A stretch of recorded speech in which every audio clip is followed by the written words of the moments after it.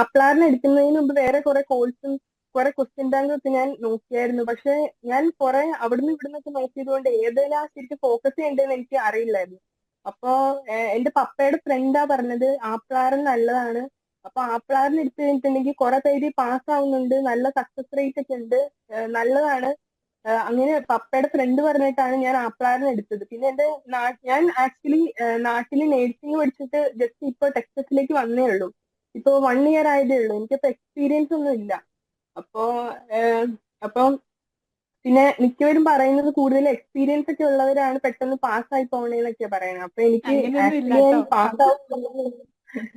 പാസ്സാവോ ഇല്ലയോന്നൊന്നും അറിയില്ലായിരുന്നു. ഒരുപാട് പ്രാർത്ഥിച്ചു. പിന്നെ മാമിന്റെ നോട്ട്സ് മാത്രമേ ഞാൻ റെഫർ ചെയ്തത്, വേറെ ഒന്നും ഞാൻ പഠിച്ചില്ല. മാമിന്റെ നോട്ട്സ് ഫുള്ള് കേട്ടു. പിന്നെ ക്വസ്റ്റ്യൻ ബാങ്ക് ഫുള്ളും ചെയ്തു. എക്സിറ്റ് എക്സാമും ഫുള്ളും കവർ ചെയ്തു. ക്വസ്റ്റ്യൻ ബാങ്ക് ഫുള്ളും കവർ ചെയ്തപ്പോ എനിക്കൊരു സമാധാനം ഉണ്ടായി. ആപ്ലാരൻ മാത്രമേ ഞാൻ പഠിച്ചുള്ളൂ, വേറെ ഒന്നും ഞാൻ നോക്കിയില്ല. ആപ്ലാറിന്റെ ആ ലെക്ചർ വീഡിയോസ് ഫുൾ നോക്കി. ഈ കോഴ്സ് എടുത്തോണ്ട് എനിക്ക് ശരിക്കും രക്ഷപ്പെടാനായിട്ട് പറ്റി. ശരിക്കും ആറൻ പാസ്സാവാൻ പറ്റിയത് തന്നെ ഭയങ്കര സന്തോഷമുണ്ട്. പിന്നെ എല്ലാവർക്കും, എന്റെ ഫാമിലിയിലുള്ള എല്ലാവർക്കും ഭയങ്കര സന്തോഷമായിട്ടിരിക്കുകയാണ്.